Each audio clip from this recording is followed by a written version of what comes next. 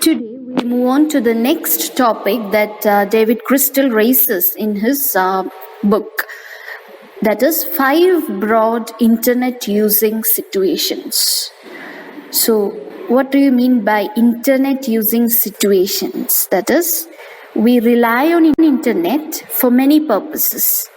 So, as we discussed earlier, internet in the case of internet, written language is more important than spoken language. So when you write, language becomes very important. So he takes 5 situations on the internet where we use language, and he compares how the language in each case is different. So at the same time, you should keep in mind that even though he has taken up 5 situations, this book was written in 2004. So by now, and internet, just like language, is something that has been evolving every day. Changes have been happening on a daily basis. So many changes have come after this book. So those things he mentions, or he foresees those changes in this book.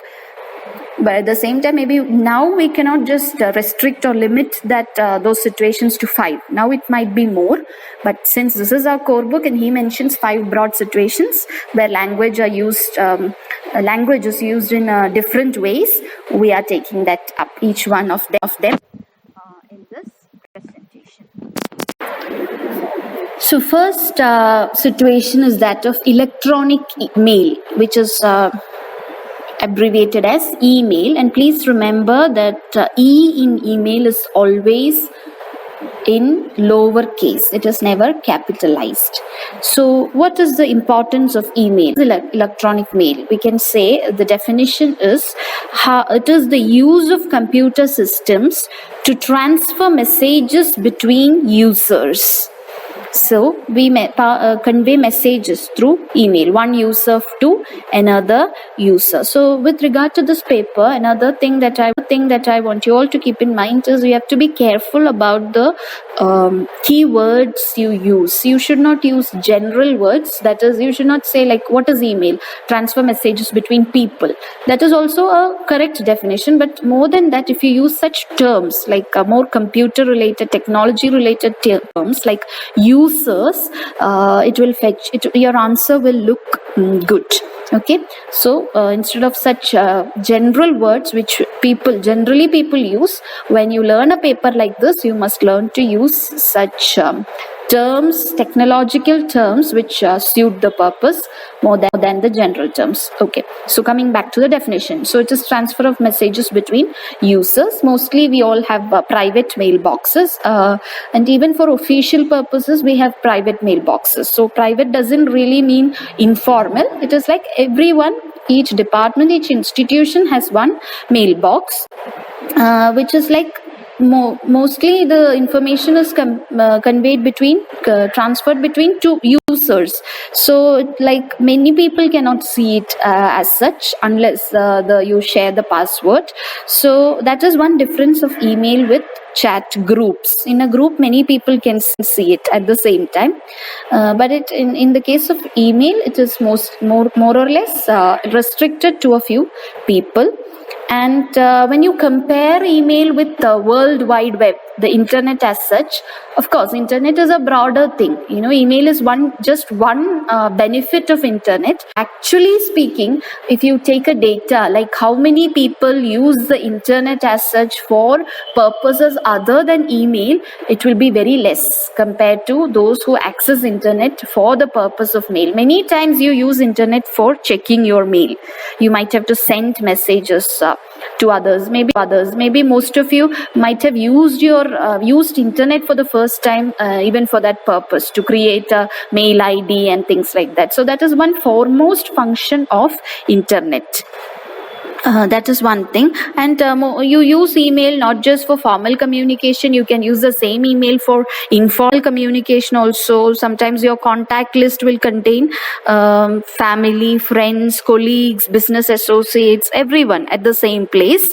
So that what happens is your language to each mail, since we are concerned about how language is used in these situations, it will be both formal and informal. The style will depend on the person you are, depend on for what purpose you're using that mail, right? So also you might have many junk mail, like we say spam and all, because our mail IDs, once we create and we give it to others, it becomes quite public. So anybody who gets your mail ID can message you. That's why sometimes we find that we get a lot of spam messages and things like that.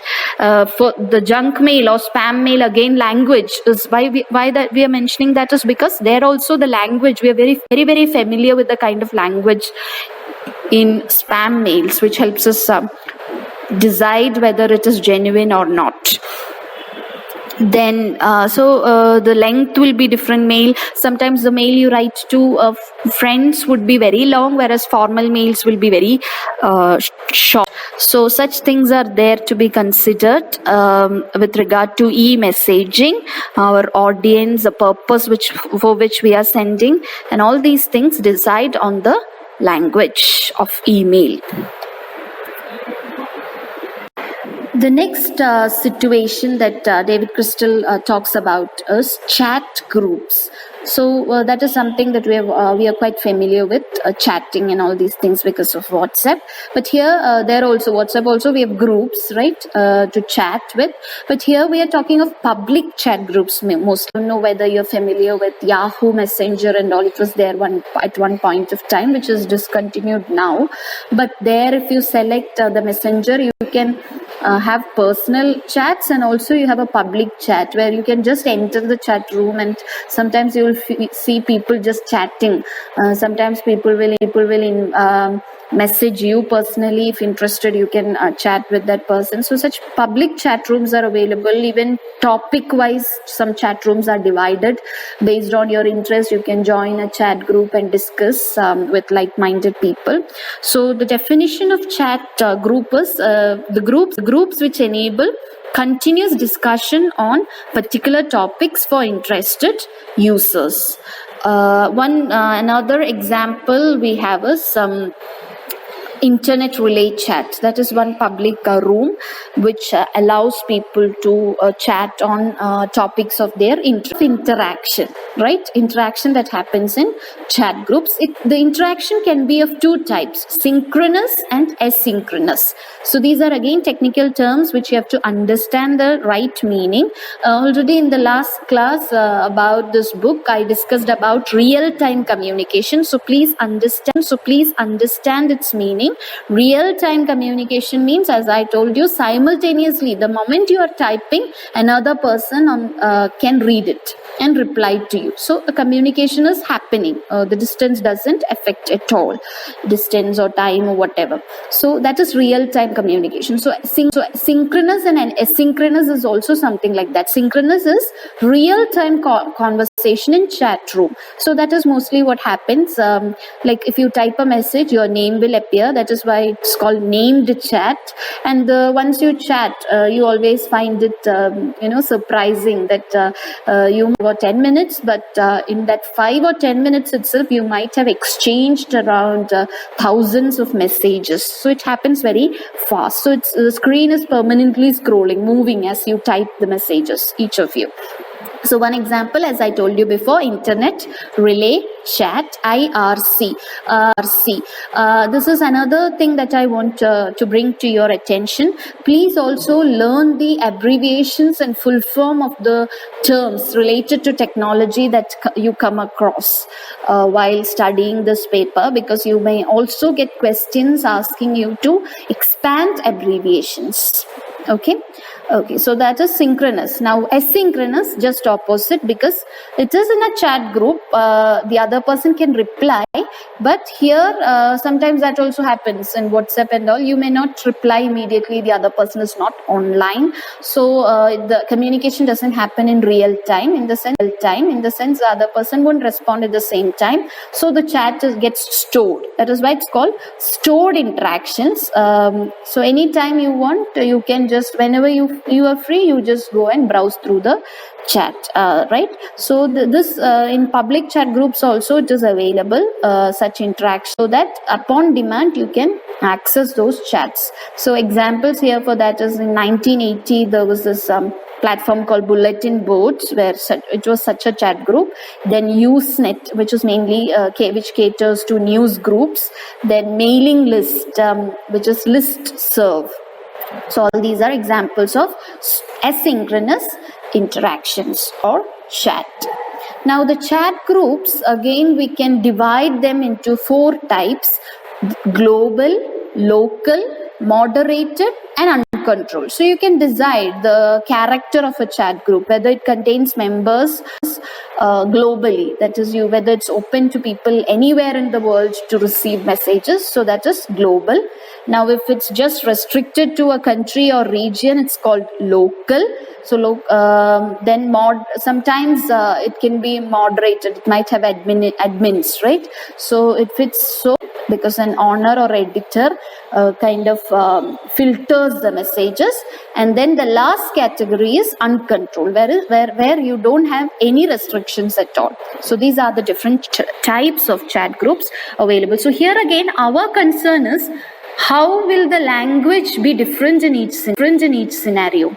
In synchronous, how the language will be different from that of asynchronous, and depending on the chat group, global, local, moderated or uncontrolled, again how the language will be different. Maybe to make it clear, you can even consider your own groups, where you have formal groups, where the kind of messages you send, where you're very careful about your language and things you post, whereas maybe if it's just an informal group, how you would be very instinctive in your messages, language, how it becomes very careless and things like that.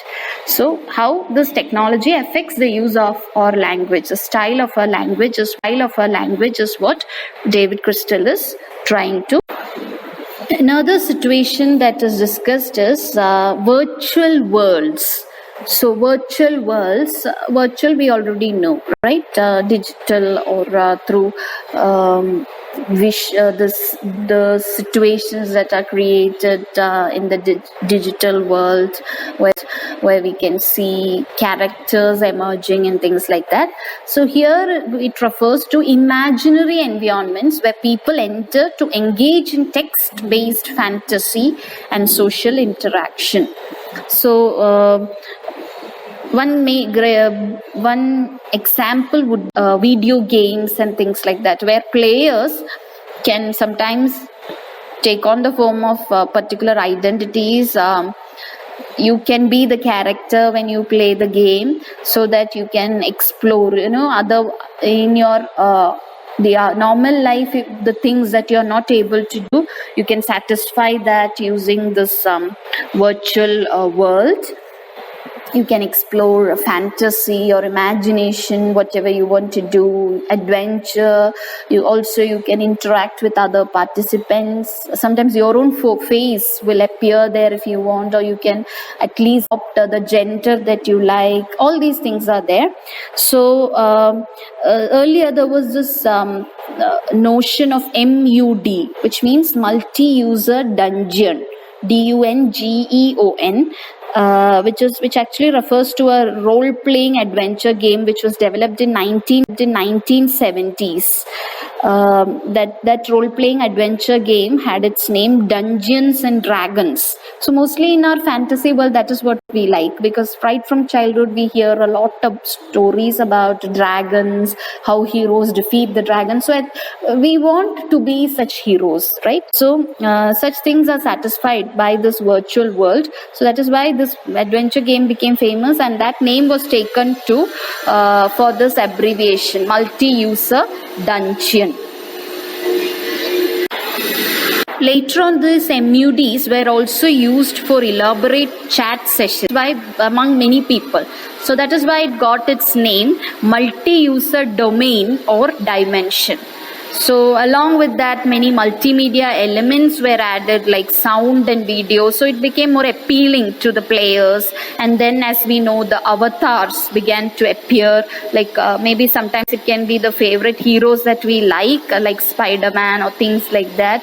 Or we can ourselves, as I told you earlier, our own faces can be fitted into these characters. So on-screen visual presence began to be there. Avatars, as you know, is a term from Hindu mythology. We say avatar means the incarnation or rebirth of a deity in earthly form, in human form. So that is something like that which happens in such worlds. And there will be even real-time sound, video, everything, so that such multimedia elements came to be called as meta worlds, which is very important. What is meta world? A world, meta means beyond. So here actually it means a world inside a world. So we are living in a world, but inside that world we are creating our own fantasy world. So that is why they came to be called as meta worlds. So in such worlds, we know the linguistic possibilities are immense. Language varieties will be different in such imagination governed worlds. But there will be some restrictions also, because there will be someone to guide us through the play. That is also needed. Otherwise, if all the characters speak simultaneously, there will be confusion. So it will be guided language, but at the same time, the possibilities of language in such a situation will be immense and varied. The next situation that David Crystal discusses about is World Wide Web, abbreviated as WWW. So what is World Wide Web? It's a full collection of all the computers linked to the internet, which hold documents that are mutually accessible through the use of a SCAN protocol. So how are we able to, how is it that all the computers are linked to internet? That is, how are we able to access the information or documents in all these computers? It is through a standard protocol. That is what you mean by Hypertext Transfer Protocol, which is abbreviated as HTTP. So Hypertext Transfer Protocol. That is why the URL or what you say HTTP address you need, right, to access a site, to access the information. So that is how it works. It was created by Tim Berners-Lee, a software engineer in 1990. You can see him in the background. So when he created this, when he was asked to define it, this is the definition he gave. It is a universe of network accessible information, an embodiment of human knowledge. So what men know or what humanity knows is out there in the web. So that is a kind of symbol of human knowledge. So it was basically designed for multimedia interaction between computer users anywhere in the world, and its functions. Please learn its functions. What are the functions? What are the things that you can do with worldwide? You can use it for encyclopedic reference. You can use it for archiving, then cataloging. Many things are available in order. Then yellow pages listing might be there. You can use it for advertisement purposes. Sometimes you can publish, self-publishing, like we already discussed about blog and things like that. You can use it to play games, news reporting, creative writing, commercial transactions, even business purposes, and also entertainment purposes. So all these are functions of the World Wide Web. So we have such enormous range of topic and purpose that language, so what is the role of language there? It becomes, there'll be a lot of variety of language, and you cannot really generalize the language in such a situation, because depending on each of these functions, language changes. We discussed blog, the language might be kind of semi-formal. So like that, depending on the function, the language also changes. It may not be always the same. So taking all these situations, David Crystal brings about a new language situation, and he calls it NetSpeak. That is a new kind of language. that the people of the net speak. So people of the net, we already call them netizen, right? Netizen, right? So what is the language of the netizen? They speak, can we say one language? Can we say netizens speak English? Not always, right? So any particular language for that matter? So what does netizens speak? What is their language? David Crystal's answer is they speak. Okay, so that is NetSpeak. So it can be considered as an alternative or as a replacement for such terms that has emerged out of. So see again, language. Since we're talking about the influence of technology on language, we already know that how much vocabulary technology has donated to a language. If we even itself, we know as a result of technology, many new words have been added to English. Like we discussed, email, or even such words like Netlish, Weblish, internet language, cyber speak, electronic discourse, electronic language. So in interactive written discourse, computer mediated communication, which is the expansion for CMC. So speak, in the case of internet, is not just speaking, because we already discussed many times when it comes to net, more than spoken language, written language. So when they say speak, it also refers to writing more than speaking. So it has influenced our vocabulary in many ways. And as you see here, how has our vocabulary been enhanced? We use a lot of .coms. Not just in the case of HTTPs, so we use a lot of situations where we use .com. Then we use a www sometimes. Then what else? We have this at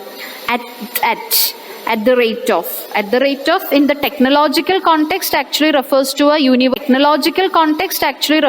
universal link between recipient and address. That is, when you say at the rate of Gmail, means your mail ID is there. So if your name is there, your name at the rate of your address. So recipient and address. Or if you're sending a message, you type the name of the recipient of the address. So it is actually like our address. Gmail is our address. Like we have a house address in letters to which we send our messages. At the rate of separates the recipient from the sender. Whoever sends the message. So this email was by Ray Tomlinson. He was the first one who sent the first network email in 1972. So that is when he thought of a kind of symbol to denote it. This is one letter from the keyboard. Special character from the keyboard that caught his attention, and because it has another meaning also, it is at the rate of, but at the same time it is now used instead of at. So it will be very, very meaningful, he thought. That is why he took that special character. And then another thing that has been added to our vocabulary by the influence of technologies, we use E as a prefix, like e-communication, e-networking, e-business, many such things. And sometimes it has been taken even out of the field of technology. Like you have many shops also getting such names, using prefixes, e-prefix and things like that. You have words like e-books, e-government, e-governance and things like that. Sometimes at the rate of is used by shops also. And even Bill Gates has written a book in 1999 which is titled At the Rate of, he has used, not at the rate of the speed of thought. So it is now commonly used instead of at. Then you have shops which have name like .computer. Like you have one example, you have a food outlet, a restaurant which is named lunch at the rate of sign is used. Boots.yum. Okay, so which is very meaningful in two ways. The dot element is introduced into all kinds of phrases. Learn how .to. So instead of saying just learn how to, a website has a name. Learn a part of our vocabulary in many ways. So that is what he mentions, with regard to NetSpeak. So from all these scenarios, what is the conclusion that we can arrive at with regard to the influence? All these 5 situations, maybe as other situations, there's another thing that I want you to note down, and Crystal also mentions it in his book. By this time, we already know that it has been replaced by many other situations. It's not just 5 situations anymore. We have many situations. It's like now with as I told in the previous class, with speech recognition tools and all, it's no more just written. It's more interactive. Voice dialogues can be produced, and conversations and all these things happen. So language has we cannot really predict how language will be used in the new situations that emerge. The old rules, all these might change. New rules have to be formulated to communicate via email or chat groups, or maybe how to create an effective web page. So there is no particular rule as such when it comes to internet with regard to the use of language. It cannot be generalized. Of letter writing, usually in school we are taught a format, how to write a letter, what is the structure, you should have a salutation, how it should end, and all these things. But with regard to email and all, sometimes we are not taught about how it should be there. But even after this book was published, of course, now we have a kind of idea. That is why I told you there's a difference in the kind of language used. Earlier we say enclosed with this letter, but here we say please find attached. So that is because of that is the language of email, right? Letter writing in email and all these things, how it is different from the other real world communication. Sometimes this might even create communication problems, and sometimes psychologists are still doing research how this will affect individuals, especially with virtual worlds and all. If you engage in fantasy play in an uncontrolled manner, how your psychology will get affected by it, and all these studies are being done, and many of the studies we already know, the results are out. So finally, in conclusion, what can we say about the language of internet? David Crystal tells us that you cannot say that this is the language of internet. It's always changing. There is a transition. It's always changing. There is a transition happening always. It is in a flux. It is not solid. It is in a flux. Flux, flux, which means changing, always in movement. It cannot be predicted always, or it might not be always reliable or familiar, so that it affects several internet situations and its language. But at the same time, it is a world where individuals are highly motivated. They're ready to explore more of this medium. They want to get more knowledge and information and things like them. Geeks, right? GEEKS. Geeks defines a person who has become so much well versed in technology and its tools, and who's become a kind of addicted to technology, so that even in his language day to day, even not just in the virtual world, even in his day to day life, he uses words related to technology. I think even maybe now you are also using it because you're familiar with Google Classroom and things like that. You would say somebody, if you are asked to, even if you take the context of technology also, people say I'll post it, instead of just doing something, you might say I'll schedule it and things like that, because it gets into your language also. So a geek might use all these words. He might even say, I'll code something for fun, and all these things might happen. So there might be a lot of linguistic innovations happening, which is quite expected. So core feature of internet is its real or potential interactivity. It helps us to interact with many people in many ways. There are no limitations, so that of computer mediated communication. Earlier it was just CMC, computer mediated, but now even in everyday conversation we use a lot of computer terms related to technology. That is why there are many examples given there in your text. Like she's multitasking. Yes, that is one common word we use nowadays. Yes, that is one common word we use nowadays. Multitasking. It is actually the word that comes from technology. You have many tabs open at the same time you work on it. Multitask, right? But now we use it for person who does many things at the same time. Then sometimes when we want to talk to a person in private, we say let's go offline for a few. Technology, even in real straight face-to-face communication, you might use that word, or I will ping you later. When you say I'll call you later or something like that. Then another very famous common, there are many types of scenarios, like we always find not for error. When you try to open a site, sometimes you see for not for error, site is not found. So you use it in real life situation also. When some person is not found, you can just say he is for not for, that which means he is not to be seen around. Then such many are you wired means such many are you wired means, are you ready to handle this and things like that.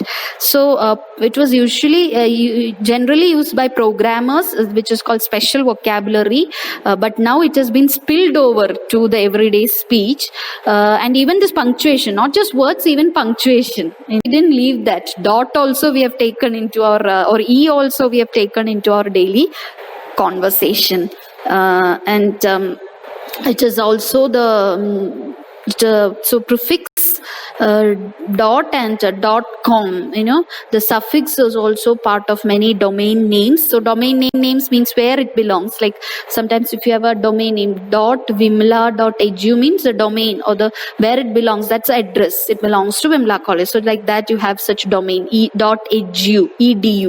Mostly you find that for educational sites, either .edu or .edu or .ac used for education. Then .gov for government sites, .mil for military sites, .net for network organization. Then all the others you find .org or .co. So even the domain name is important. If it's just okay, so all these domain names, please understand its importance. So that is with regard to the use of language in different situations and how relevant it is. Thank you.